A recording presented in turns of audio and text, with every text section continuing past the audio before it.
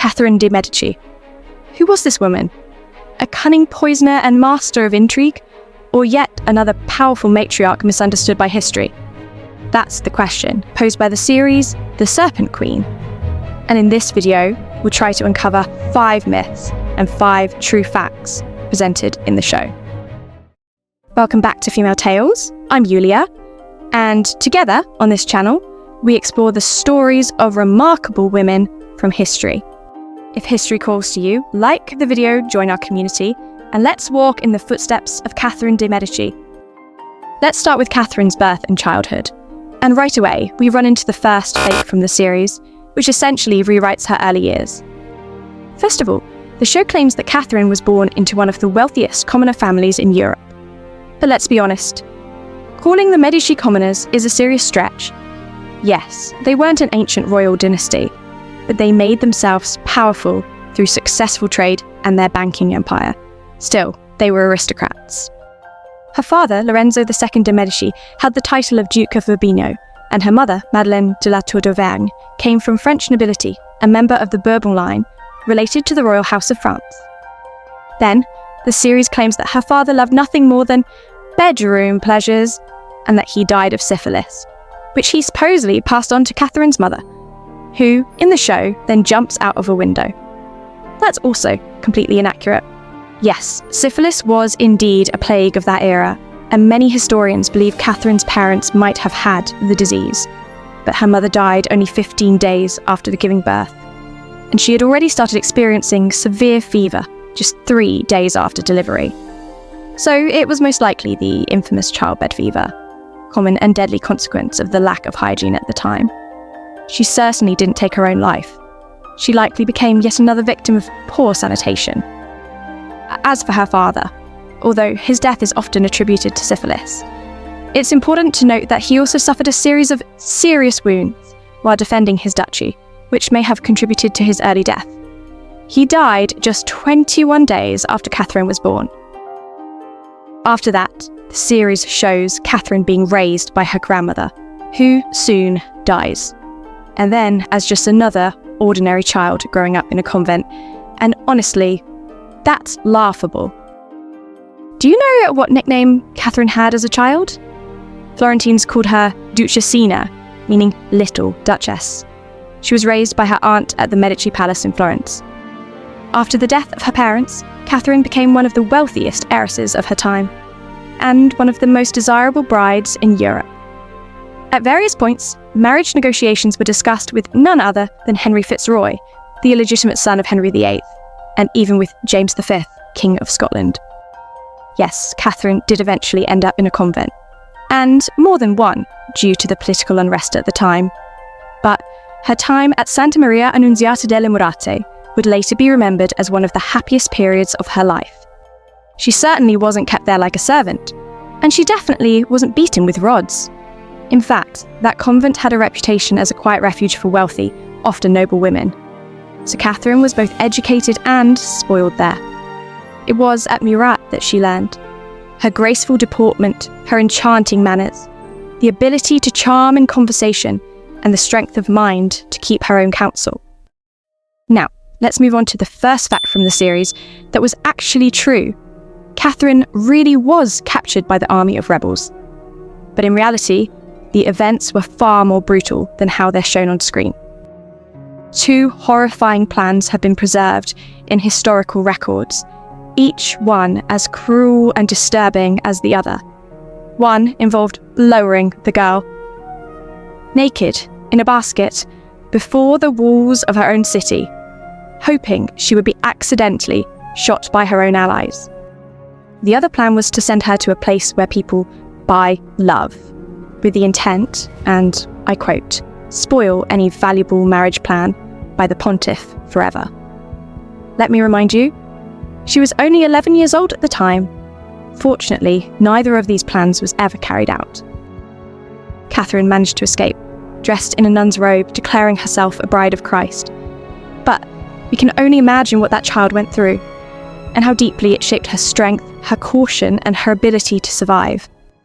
The second fake in the series is the very image of young Catherine herself, as she arrives in France to marry Henry, Duke of Orleans.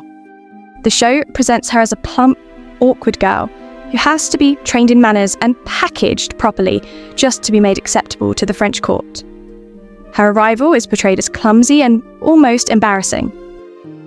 But in reality, Catherine was described as small of stature and thin and without delicate features, but having the protruding eyes peculiar to the Medici family.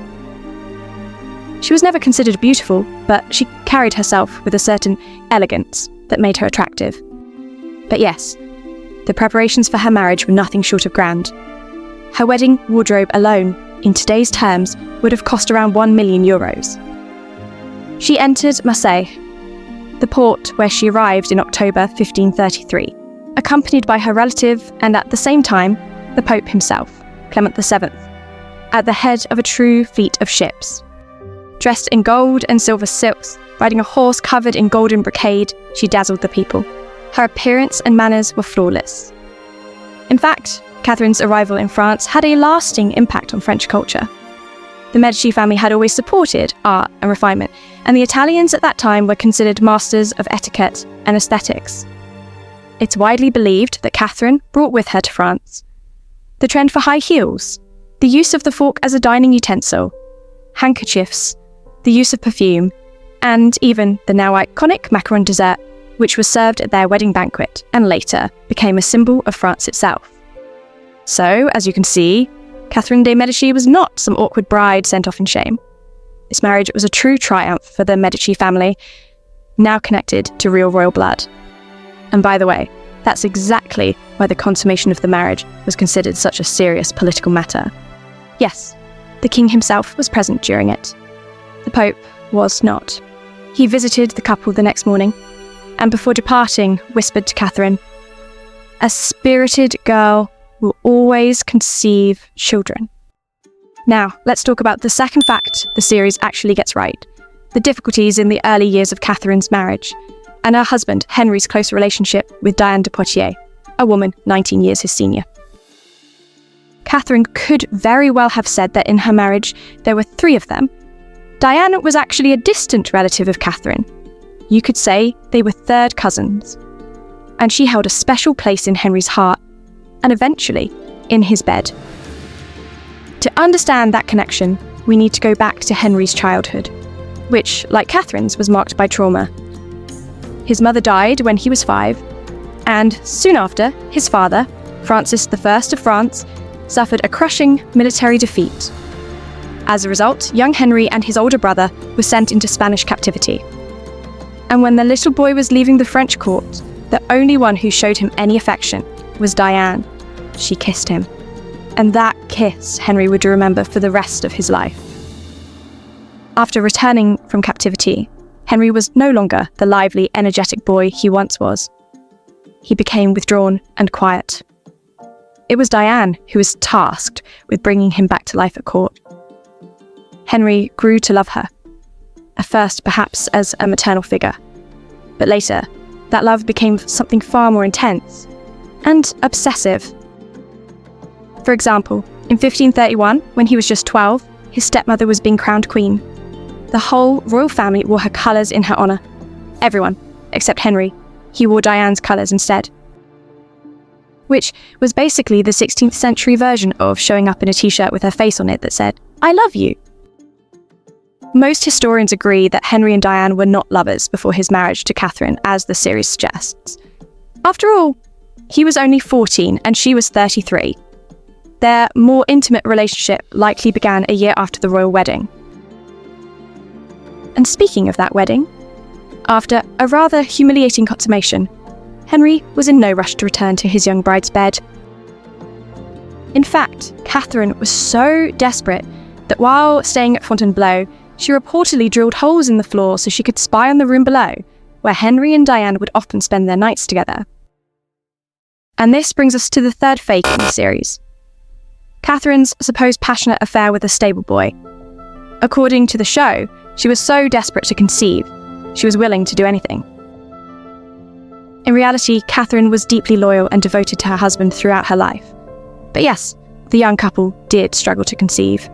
Not that surprising, considering they were both only 14 at the time. things changed when Catherine turned 17 and Henry's older brother Francis died, suddenly making Catherine and Henry the heirs to the throne. From that moment on, the pressure to produce an heir became urgent. Catherine's position at the French court was also incredibly fragile. After the death of Pope Clement VII, she was no longer a valuable political link to Rome, and her dowry never fully paid. The king famously complained that the girl has come to me stark naked. So, Catherine began trying everything, from traditional prayers and religious rituals to drinking mule's urine and applying compresses made from powdered deer antlers and cow dung. This marked the beginning of her lifelong interest in astrology and alternative medicine. Surprisingly, it was Diane de Poitiers, her rival, who helped most. She actively pushed Henry to spend nights with his wife, knowing how much was at stake. Finally, in late 1542 or early 1543, a physician named Jean Fernel was brought in. He examined both the Dauphin and Dauphine and discovered minor physical irregularities in the reproductive organs of both. He gave recommendations, and they worked. By the summer of 1543, Catherine was finally pregnant, and from that point on, there was no stopping her. Over the next 12 years, she gave birth to 10 children, 7 of whom survived into adulthood. And now for the third fact. Henry really did have an illegitimate daughter, whom he brought back from a military campaign in Italy. While Catherine was still fighting for their chance to have children, he became a father, with another woman. The child was named Diane de France, after Diane de Poitiers. You've probably heard of her, especially if you've read Alexandre Dumas' novel, The Two Dianas.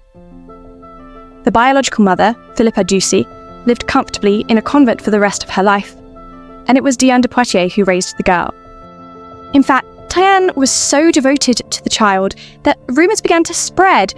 Maybe she was Henry's daughter, yes, but maybe Diane was the real mother, and Philippa Ducie was just a convenient story. By the way, Henry had 2 more illegitimate sons by 2 different women, Henri d'Angoulême and Henri de Saint-Remy. The fourth fake in the series is the way it portrays Diane de Poitiers completely ruining the coronation of Catherine and Henry, mocking her stealing the spotlight and, honestly, doing what she does throughout the entire show. First of all, when Henry and Catherine took the throne after the death of Francis I, they were both 28 years old. And unlike what we see in the series, their coronations didn't happen on the same day. In fact, they were nearly 2 years apart. Catherine was crowned on June 10, 1549 at Saint-Denis, and on that day, Diane humbly served her, offering sacred gifts during the ceremony. But it's true that, in many other ways, Catherine's position at court, in the early years as queen, was often humiliating. For example, Henry gifted Chenonceau, a chateau Catherine had loved and long wanted, to Diane instead. Now, Diane ruled there. Her initials, her monograms, were everywhere in France, even embroidered onto Catherine's husband's clothing. Diane also oversaw the education of Henry and Catherine's children, giving direct orders to their tutors, something that surely couldn't have been easy for Catherine to tolerate, especially since she was a very hands-on mother. Here's what Catherine once wrote about Diane. For never did a woman who loved her husband succeed in loving his whore. Later, after Catherine's final and extremely painful childbirth, doctors advised her to stop having relations with her husband altogether. From that point on, their physical relationship ended. And yet, over the years, Catherine proved herself to Henry as a loyal partner and a capable political ally. During his military campaigns, she was appointed regent several times, and she handled the role with success. In the later years of their marriage, when Diane was already nearing 60 and clearly no longer suited to be a lover, Henry began visiting Catherine each evening, just to talk. The fourth fact is surrounded by an air of mystery and magic. It's true, Catherine did dream of her husband's death at a tournament, and his death really had been predicted by several prophets of the time. It was exactly moments like this that began to cloak Catherine in mystery, casting her as a poisoner, a mistress of shadows, and eventually the Serpent Queen. On June 29, 1559, Catherine had a terrible dream. Henry lay on the ground, his face covered in blood. Years earlier, the family astrologer had warned Catherine that Henry should be especially cautious in his 40th year of life, and that he must avoid any form of combat in a confined space, as he was at risk of a wound that could blind him or kill him. And in 1555, Nostradamus himself had written the following prophecy: "The young lion will overcome the old in a field of combat in a single fight. He will pierce his eyes in a golden cage, 2 wounds in one. He then dies a cruel death." Feeling the chills yet? I certainly am. So, when June 30th came and Henry decided to participate in a tournament, Catherine begged him not to, but Henry refused to listen. During the second joust, his opponent, Gabriel de Montgomery, drove a lance straight through his eye and temple, leaving shards of wood embedded in the socket. What followed was 11 days of agony, before Henry finally died on July 10th around 1 p.m. Shortly before his death, he called for Catherine and commended to her his kingdom and his children. And now for the 5th fake, and honestly, I'd call it Mary, Queen of Scots, the entire storyline, because in the series, her character is just off. For some reason, they decided to portray her as borderline unhinged, when historically there's no strong evidence of such behaviour. To begin with, the show presents Catherine as someone desperately trying to sabotage Mary's marriage, actively opposing it, but in reality, that wasn't the case at all. It was Henry, not Catherine, who kept delaying the wedding to keep political leverage over the powerful Guise family. After King Henry's death, and once Mary became queen alongside her husband, she did begin to exert significant influence over him, which also meant a growing influence of the Guise family at court. But was there open hostility between the two women? Not really. They were often seen together, hosting guests, sharing meals, even attending sermons side by side. It's even believed that Catherine may have tried to teach Mary the subtle art of court politics. Though, as we know, Mary didn't exactly excel in that department. Then the show gives us another twist: Catherine scheming to send Mary back to Scotland after the death of Francis. This is partially true, but not in the way the series shows it. Catherine didn't want Mary to remain in France, and again, that had less to do with Mary herself, and more to do with the increasingly dangerous political ambitions of the Guises. Catherine also had no desire to see Mary become a potential bride for her next son, Charles, who would soon be crowned king. Mary, with no husband, no child, and no real political function at the French court, simply had no future in France. So she returned to Scotland, where she could assert her claim to the English throne, especially while Elizabeth I remained childless and unmarried. In that sense, yes, Catherine may have helped push Mary toward that decision. But no, she definitely didn't forge any secret letters from Elizabeth to Mary to get rid of her. But if there's one person Catherine truly did remove from court, that would be Diane de Poitiers. And that, without a doubt, is our 5th confirmed fact. This was the moment Catherine could finally serve one cold dish: revenge. For 26 years, Diane had controlled Henry, becoming the most powerful woman in the kingdom. But now, the tables had turned. Diane was forced to return all the royal jewels and, most importantly, give back Château de Chenonceau, the estate Catherine had long desired. And of course, Diane had to leave the court. Now, Catherine was the regent to her son, Charles IX, the matriarch and the de facto ruler of France. Could she have ever imagined this moment when she first arrived at court as a 14-year-old bride of the king's second son? And with that, season 1 of the series comes to an end. So let's take a moment to sum things up. Personally, I think it's great that the show at least tries to offer us an alternative version of Catherine. One that doesn't paint her purely as a villain, as she's so often portrayed in popular culture, but instead shows her as a complex woman with a remarkably difficult life. But, as always, stars just can't help themselves. They go wild with their imagination and create every kind of absurd plot twist imaginable. So, as I always say in cases like this, enjoy this series. It's definitely not boring, and honestly, it's not bad. Just keep your head cool and keep your history books nearby, or come back to my channel. If you'd like a breakdown of Season 2 and the continuation of Catherine de Medici's story, make sure to check that like button and leave a comment below. See you in the next video.